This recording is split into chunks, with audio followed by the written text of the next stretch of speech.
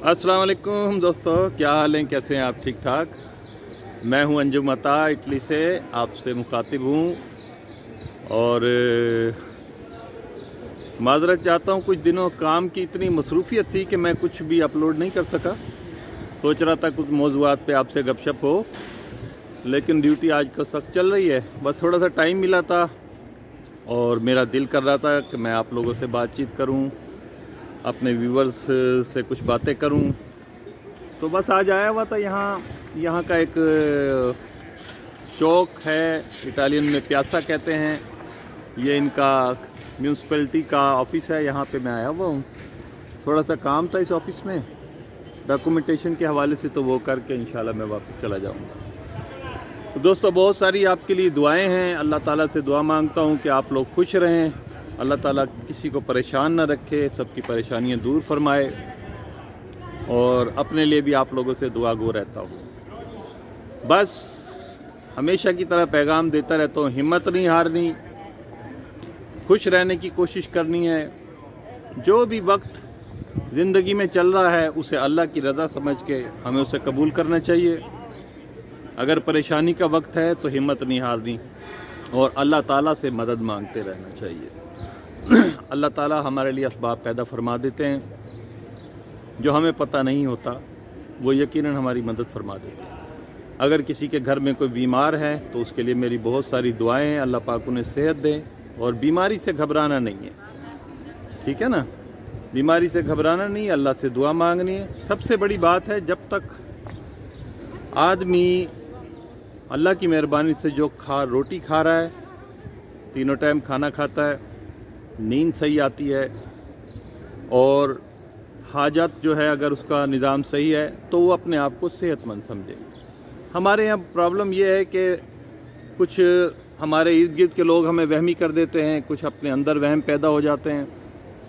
ज़रा सी बात पे घबरा के मेरा ब्लड प्रेशर हाई हो रहा है, मेरा ब्लड प्रेशर लो हो रहा है, ठीक है ना, मुझे कहीं ऐसा ना हो जाए, कहीं वैसा ना हो जाए।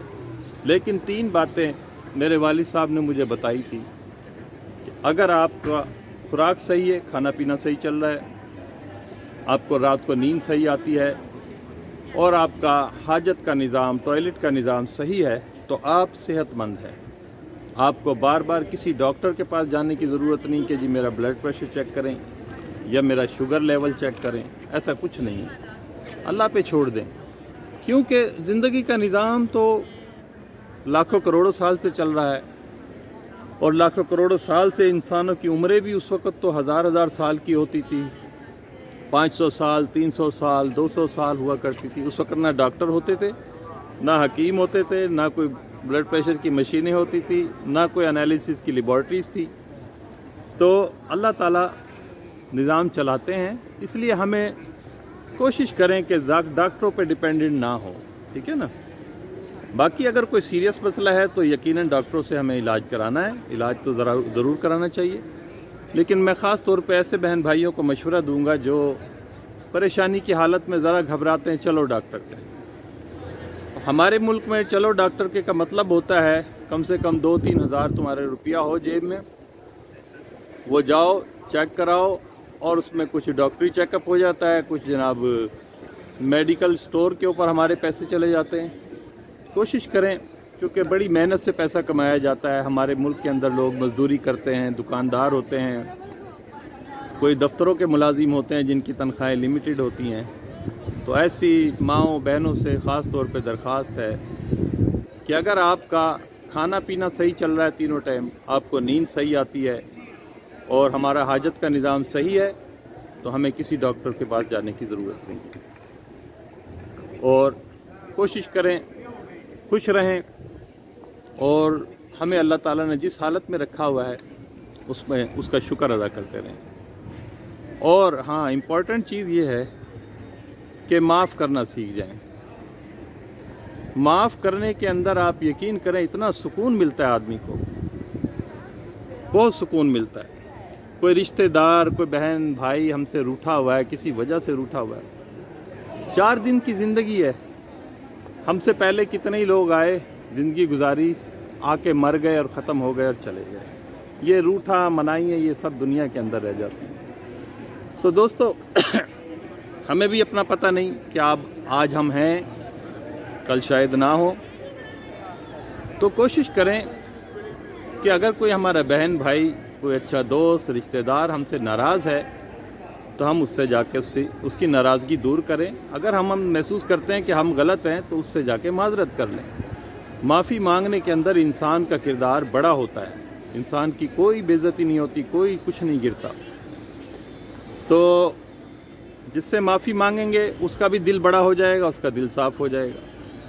اور اگر کوئی ہم سے آ کے بیچارہ معافی مانگتا ہے تو اس کا مطلب ہے وہ اپنے آپ کو بالکل نیچے کر کے آپ کے پاس آتا ہے، آپ کے دروازے پہ آتا ہے، ٹھیک ہے نا؟